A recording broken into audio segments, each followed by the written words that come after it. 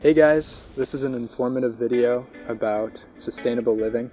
We're out on Afon's farm in Whitewater, Missouri, and we're going to discuss a little bit about gardening specifically and about the things that you don't see underneath your compost pile and underneath those straw bales.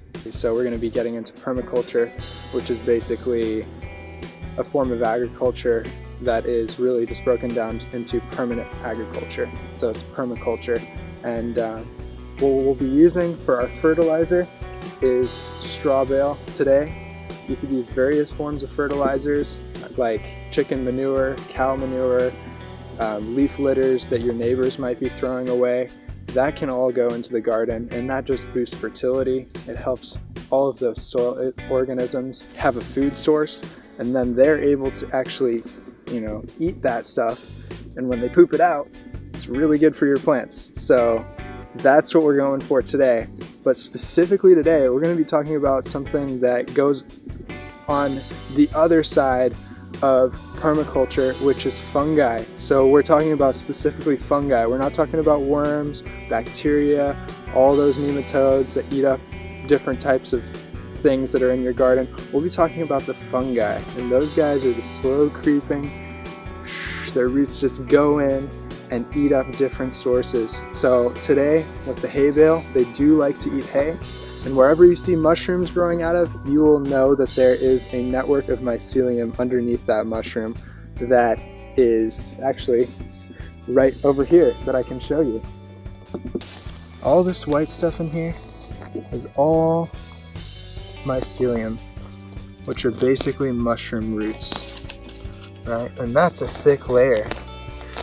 And what is happening here is those mycelium are actually just breaking down the straw even more, right? So they're just another ally for the permaculturalist or the sustainable gardener.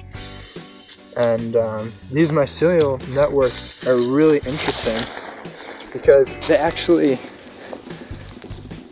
connect with each other and with tree roots, and what happens is the tree roots and the mycelium do an exchange. So the tree, through photosynthesis, it captures sugars and it sends the sugars down to the roots, and those mycelium that are in your soil connect to that tree root, and they want sugar, so they trade minerals that the tree needs for sugar. So there's an exchange happening, so the tree benefits and the mycelium benefits. Now the cool part about the mycelium is that if you feed your networks, like what we'll be doing with the straw bale right here, what we'll be doing is just throwing it in the soil, and that's going to be feeding the mycelial network, and that'll help that connection, right? So once plants start to connect, you get to see some really amazing things happen, where the trees actually start to communicate with each other through the mycelium. And the mycelium acts as this sort of like information network underground for the fruit trees. So if you have like a fruit tree orchard, for example, and it's like 3 or 4 acres, which is pretty big, then if your mycelium are reaching one fruit tree on one corner and another fruit tree on another corner, there's a connection there. Let's say one is getting attacked by a certain type of bug. Well, that will trigger a response in the tree to tell the mycelium that there's an oncoming infestation of this type of insect, and that mycelium actually sends electrical signals to other trees in the area to let them know ahead of time to prepare their defenses. And this is all happening underground, and this is why we want to feed our soil. We want to feed it wood chips. We'll especially feed those mycelial networks. And when I say wood chips, like you may think, oh, I'll just like go to my local Lowe's and like buy, those like red dyed wood chips. Don't do it, because that is not what they want to eat. That actually would harm them, because you want to go for something that's not dyed, not toxic, and especially the tree barks that you can buy at Lowe's too.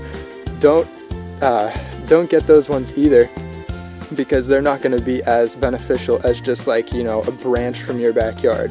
That will be super beneficial, because like the local fungi in your area are already accustomed to eating those types of woods. And also, it's right here, you know, it's right here. Like all these different branches are right in your reach.